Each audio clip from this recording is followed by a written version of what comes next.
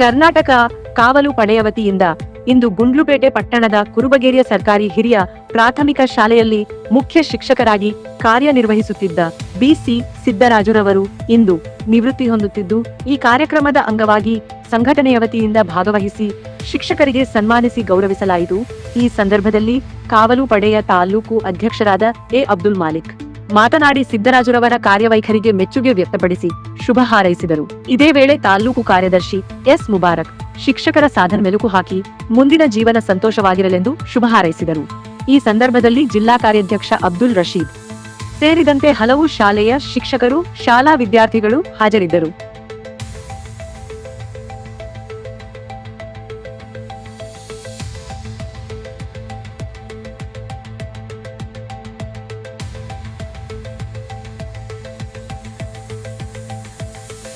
ಮಕ್ಕಳ ಶಿಕ್ಷಣದಲ್ಲಿ ಅವರು ಮುಖ್ಯವಾಗಿ ಒತ್ತು ಕೊಟ್ಟು ಸುಮಾರು ಹಲವಾರು ಸಾವಿರಾರು ಮಕ್ಕಳಿಗೆ ಅವರು ಏನೋ ಒಂದು ಪರಿಪಾಲಕರಾಗಿ ನಾನು ಕಾರ್ಯನಿರ್ವಹಿಸಿದ್ದಾರೆ.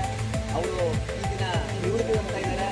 ಅವರ ಮುಂದಿನ ಜೀವನ ಇನ್ನೂ ಒಂದು ಎತ್ತರಕ್ಕೆ ಸಾಗಲಿ ಅಂತ ಈ ಸಂದರ್ಭದಲ್ಲಿ ನಮ್ಮ ಕರ್ನಾಟಕ ಕಾವಲು ಪಡೆಯಿಂದ ಅವರಿಗೆ ಒಂದು ಅಭಿನಂದನೆ ಸಲ್ಲಿಸ್ತಾ, ನಮ್ಮ ಯಾವೂ ಕೂಡ ಈ ಕಾರ್ಯಕ್ರಮದಲ್ಲಿ ಒಂದೆರಡು ನಿಜ ಅವಕಾಶ ಮಾಡಿಕೊಂಡ ತಮ್ಮೆಲ್ಲರಿಗೂ ಒಂದು ನಮ್ಮ ಮಾತನಾಡುತ್ತಿದ್ದಾರೆ.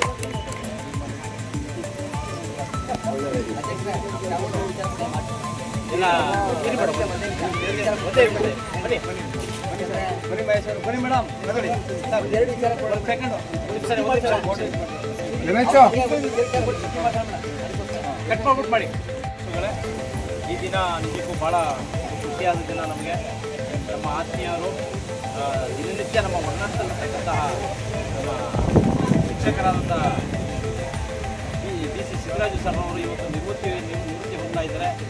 ಅವರ ಒಂದು ಸುಮಾರು 35-40 ವರ್ಷಗಳ ಕಾಲ ಉತ್ತಮವಾದ ಸೇವೆಯನ್ನು ಸಲ್ಲಿಸಿದ್ದಾರೆ. ಮಕ್ಕಳಿಗೆ ಬಹಳ ಒಂದು ವಿಶ್ವಾಸದಿಂದ, ಬಹಳ ಪ್ರೀತಿ ವಾತ್ಸಲ್ಯದಿಂದ ಅವ್ರು ನೋಡ್ಕೊಂಡಿದ್ದಂತಹ ಹಂತದಲ್ಲಿ ಕಂಡಿದ್ದೇವೆ.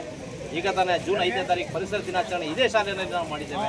ಹಾಗಾಗಿ ಇವರು ಇವತ್ತು ನಿವೃತ್ತಿ ಹೊಂದ್ತಾ ಇರೋದು ಮುಂದಿನ ಒಂದು ಜೀವನ ಅವರಿಗೆ ಸುಖಕರವಾಗಿರಲಿ, ಉತ್ತಮವಾಗಿರಲಿ ಅಂತ ಈ ಸಂದರ್ಭದಲ್ಲಿ ಅವರಿಗೆ ನಾವು ಶುಭವನ್ನು ಹಾರೈಸ್ತೇವೆ. ಧನ್ಯವಾದ.